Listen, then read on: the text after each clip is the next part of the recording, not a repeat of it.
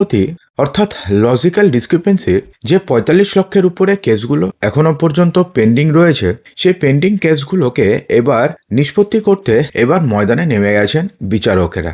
অর্থাৎ এখন ইআরও এবং এইআরওদের হাতে আর কোনো শক্তি থাকছে না বা আর কোনো পাওয়ার থাকছে না, এখন পুরো পাওয়ার চলে যাচ্ছে বিচারকদের হাতে। অর্থাৎ এবার এই বিচারকরাই এবার সিদ্ধান্ত নেবেন যে সেই সমস্ত লজিক্যাল ডিসক্রিপেন্সির ভোটাররা যে তথ্য দিয়েছেন বা নতুন করে দিতে হবে, সেই তথ্যের ভিত্তিতে তাদেরকে চূড়ান্ত ভোটার তালিকাতে রাখা যায় কি যায় না, এবং তাদেরকে আবার নতুন করে তথ্য দিতে হতে পারে। বেশ কয়েকটি ভোটারের তথ্য রয়েছে যেখানে তথ্যে গরমিল রয়েছে, অর্থাৎ সঠিকভাবে তথ্য আপলোডই করা হয়নি। কেউ সাদা পৃষ্ঠা আপলোড করে দিয়েছে, কারো ছবি ঘোলা আপলোড করে দিয়েছে, এমন অনেক কিছু হয়েছে। তো এই সমস্ত ভোটারদের নথি ফের আরো একবার যাচাই করতে হবে তো কি রয়েছে, এবং এই সমস্ত যে বিচারকদের জন্য একটি পোর্টালও চালু করা হয়েছে। সমস্ত কিছু জানার পূর্বে একটা ছোট্ট রিকোয়েস্ট, বন্ধুরা, আমরা অনেক কষ্ট করে আপনাদের জন্য ভিডিও বানাই, একটা লাইক করে দেবেন, ভিডিওটিকে শেয়ার করবেন এবং অবশ্যই সাবস্ক্রাইব করে দেবেন। বন্ধুরা, সাবস্ক্রাইব করলে পরে আমরা অনেক উৎসাহ পাই এবং আপনাদের একটি লাইক কিন্তু আরও 100 জনের কাছে ভিডিওটিকে পৌঁছে দিতে সাহায্য করে। দেখুন, ভোটার তালিকায় নাম তোলা বা তথ্য সংশোধনের কোনো কারচুপি হচ্ছে না তো? রাজনৈতিক টানাপোড়েন আর তথ্যগত অসঙ্গতির জট কাটাতে এবার সক্রিয় হয়েছে বিচার বিভাগ। সুপ্রিম কোর্টের নির্দেশে শনিবার কলকাতা হাইকোর্টের যে উচ্চ পর্যায়ে বৈঠক হয়েছিল, তারই নির্যাস সামনে এক অভিনব পদ্ধতি চলে এসেছে। কমিশন সূত্রের খবর যে ভোটারদের দেওয়া নথিপত্র এবং আধিকারিকদের সমস্ত পর্যবেক্ষণ খতিয়ে দেখে এবার চূড়ান্ত সিলমোহর দেবেন বিচারকেরা। অর্থাৎ এক্ষেত্রে না একটা জিনিস ক্লিয়ার হচ্ছে যে একবার যদি কারোর নাম ফাইনাল ভোটার তালিকা থেকে বাদ চলে যায়, তাহলে সেক্ষেত্রে তার আবার ফাইনাল ভোটার তালিকাতে বা খসড়া তালিকাতে আবার সাপ্লিমেন্টারি তালিকাতে আসার সম্ভাবনা কিন্তু খুবই ক্ষীণ, কারণ এবার ফাইনাল ডিসিশন নিচ্ছেন বিচারকেরা। ঠিক আছে, অর্থাৎ তারা সমস্ত কিছু সব ঠিকঠাক খতিয়ে দেখে তারপরে তারা ডিসিশন দেবেন, এবং এই কাজে কিন্তু একবার হয়ে গেলে পরে আবার দ্বিতীয়বার কিন্তু নাম ওঠার সম্ভাবনা খুবই কম। এবং 28 তারিখে ফাইনাল ভোটার তালিকা প্রকাশিত হয়ে যাবে। তারপরে যে সাপ্লিমেন্টারি তালিকা প্রকাশিত হবে, সেখানে নাম তুলতে গেলে কিন্তু অবশ্যই আপনাকে 3টি জিনিস দিতে হবে। কি কি 3টি জিনিস জানাবো?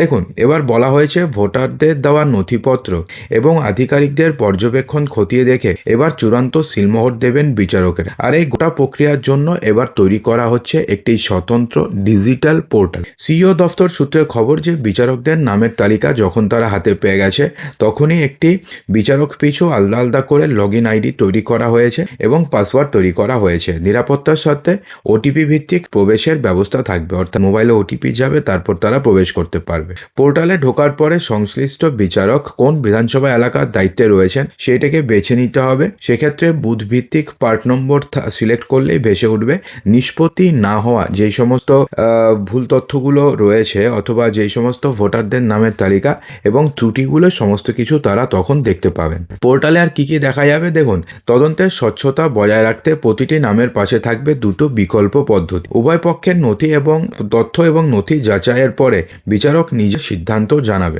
অর্থাৎ নথি আবার তাদের কাছ থেকে চাওয়া হতে পারে, অর্থাৎ প্রায় 45 লক্ষ ভোটারের কাছে ফের আরও একবার হিয়ারিং এর নোটিশ যেতে পারে।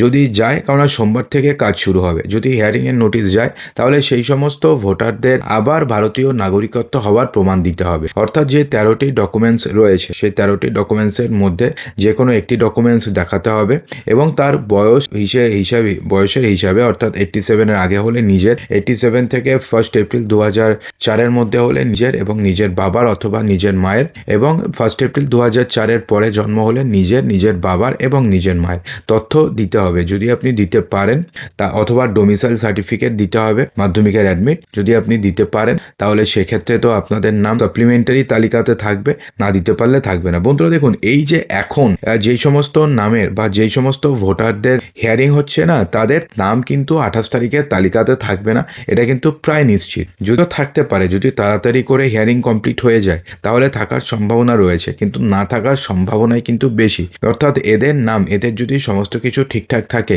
এদের নাম তারপরে সাপ্লিমেন্টারি তালিকাতে উঠে আসবে এবং সেই সাপ্লিমেন্টারি তালিকার যে উঠে আসবে সেটা কবে আসবে সেই নিয়ে কিন্তু কেউ জানে না। দেখুন, বলা হয়েছে উভয় পক্ষের নথি যাচাইয়ের পরে বিচারক নিজের সিদ্ধান্ত জানাবেন।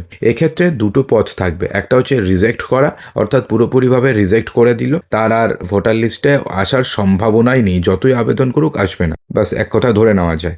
অথবা অ্যাকসেপ্ট করলে পরে তো হয়েই গেল, তার নাম ফাইনাল ভোটার তালিকাতে চলে আসলো। তবে নিছক বোতাম টেপাতেই কাজ শেষ হবে না, বিচারককে কমেন্ট করে কমেন্ট বক্সে জানাতে হবে তার সুনির্দিষ্ট পর্যবেক্ষণ। এবং আপনারা অবশ্যই কমেন্ট বক্সে একটু জানিয়ে দেবেন যে এই যে ঝামেলাগুলো হচ্ছে এতে আখেরে লাভটা কার হচ্ছে, অবশ্যই কমেন্ট বক্সে জানাবেন। সুনির্দিষ্ট পর্যবেক্ষণ বিচারকদেরও জানাতে হবে, অর্থাৎ কেন তিনি আবেদনটি গ্রহণ করলেন অথবা কেনই বা তিনি আবেদনটিকে রিজেক্ট করে দিলেন, সমস্ত কারণ সেক্ষেত্রে দেখাতে হবে। তার আইনি এবং যৌক্তিক ব্যাখ্যা বিচার বিভাগীয় আধিকারিককে সেই পোর্টালেই নথিভুক্ত করতে হবে, যে কেন তার মনে হয়েছে যে ওই লোকটি ভারতীয় নয়, কেন তিনি রিজেক্ট করেছেন এবং কেনই বা তিনি অ্যাকসেপ্ট করেছেন, কি দেখে তার মনে হয়েছে না সমস্ত কিছু ঠিক। যেমন ধরুন কারোর ভোটারের খবরে নিউজ পেপারে এসেছিল যে এমন হয়েছে যে ভোটার কার্ডে মায়ের নাম যা রয়েছে আধার কার্ডে মায়ের নাম বা বাবার নাম অন্য রয়েছে, বা সেক্ষেত্রে বাবার নামের সাথে বাবার নাম মিলাতে পারছে না, যাকে লজিক্যাল মানে প্রোজেনি ম্যাপিংয়ের সময় বাবা দেখিয়েছিল তাকে এখন বাবা দেখাতে পারছে না। তো এই সমস্ত কিছুতে যদি অ্যাকসেপ্ট করে তাহলে কেন করেছে তার লজিক্যাল এবং বিচার বিভাগীয় কারণ দেখাতে হবে এবং রিজেক্ট করলেও দেখাতে হবে। প্রশাসনিক মহলের মতে ভোটার তালিকা নিয়ে অতীতে যে সমস্ত বিতর্ক তৈরি হয়েছে বিচারকদের এই সরাসরি নজরদারি তা অনেকটাই প্রশমিত করবে। মূলত নথিপত্রের অসঙ্গতি যাচাইয়ের ক্ষেত্রে বিচারকদের এই সক্রিয় ভূমিকা নির্বাচন প্রক্রিয়ায় একটি নতুন আইনি অধ্যায় নিয়ে এসছে। আর যে 3টি ডকুমেন্টসের কথা আপনাদের বললাম, জানিয়েছিলাম যে জানাবো, সেটা তো বলেই দিলাম মধ্যখানেই, যে 1 নাম্বার হচ্ছে গিয়ে 13টি ডকুমেন্টসের মধ্যে যে কোনো একটি ডকুমেন্টস, তারপরে হচ্ছে এবং আপনার বয়স অনুযায়ী ডকুমেন্টস, এবং 3 নাম্বার হচ্ছে ডোমিসাইল সার্টিফিকেট যদি থাকে তো সেটা দেখালেও চলবে। এবং আরও জানিয়ে দিয়ে বন্ধুরা একটা ছোট্ট রিকোয়েস্ট, ভিডিওটিকে বন্ধুরা লাইক কিন্তু অবশ্যই করবেন এবং শেয়ার করবেন। বন্ধুরা আপনাদের একটি লাইকই কিন্তু আরও 1000 জন মানুষের কাছে ভিডিওটি পৌঁছতে সাহায্য করে এবং শেয়ারটাও কিন্তু করে। এবং চ্যানেলে নতুন হয়ে থাকলে এবং এরকম ইম্পর্টেন্ট নিউজ সম্পর্কে আপডেট পেতে চাইলে অবশ্যই চ্যানেলটিকে সাবস্ক্রাইব করে দেবেন। বন্ধুরা লাইক শেয়ার সাবস্ক্রাইব করবেন।